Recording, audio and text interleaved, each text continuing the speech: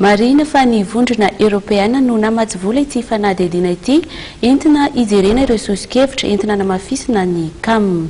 Feo amin'ny pejy ny fanabeazana kosa indray no anomizantsika ny vaovao amin'ity alina ity. Raha efa miala sasatra ireo mpiadina niatrika ny fanadinana ara-panjakana voalohany na ny CEPE izany dia afaka telo andro kosa indray dia hiatrika ny fanadinana ara-panjakana faharoa na ny Bepc ireo amin'ny kilasy faha sivy manerana ny nosy. Ho an'ny farim-piadidim-pampianarana eto Antananarivo renivohitra dia efa vonona avokoa ny fiatrehana izany fanadinana ara-panjakana faharoa izay. Fanadinana. Mpiadina miisa 177,709 no hiatrika ny fanadinana ara-panjakana faharoa na ny Bepc ho an'ny farim-piadidim-pampianarana Antananarivo renivohitra izay hiparitaka amin'ny fitoeram-panadinana misy 130. Ho amafisina ny fiambenana izay mahatratra 2,000 mahery ny mpiambina sy ny jury ary 700 kosa ireo mpitatsoratra.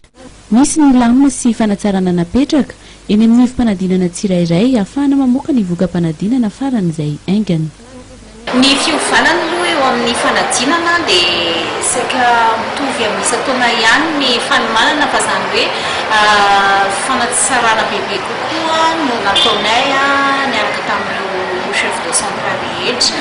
Izany hoe mba vita aingana ny fahatongavan'ny antotanisa ny ministera foibe ary indrindrandrindra ihany koa hoe mba ahafahana mamoaka ny voka-panadinana amin'ny fotoana farak'izay aingana izay tratra dia misy ny fiovana tao anatin'izany toy ny hoe fanaparitahana ny olona avy eto amin'ny Cisco any amin'ny fitoeram-panadinana tsirairay avy izay mandefa avy hatrany ny antotanisa sy ny zava-miseho any amin'ny fondrena-établissement ireny.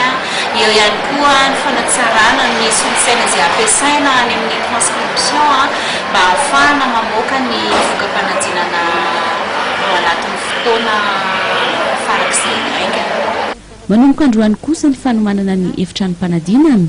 Raha pitso dia efa afaka mijery ny efitrano hiatrehan'ny adina eny amin'ny fitoeram-panadinana tsirairay ireo mpiadina rehetra. Manana ny fandaharam-potoana moa ny eny anivon'ny fitoeram-panadinana tsirairay. Raha ho anay eto amin'ny Antananarivo renivohitra izao dia efa totosa omaly izany omaly hariva tamboho, omaly alakamisy. Misy ihany koa ny fitoeram-panadinana izay efa nahavidy izany. Fa ny ankamaroany dia ho amin'ny androany azoma izay réunion préliminaire ny salina ihany koa androany hariva dia efa vonona avokoa. Raha misy angamba ny tsy vonona androany hariva dia raha pitso maraina no mamaraparana azy ny rehetra izay mbola tsy vonona androany hariva izay fa nefa vonona daholo ny zavatra rehetra.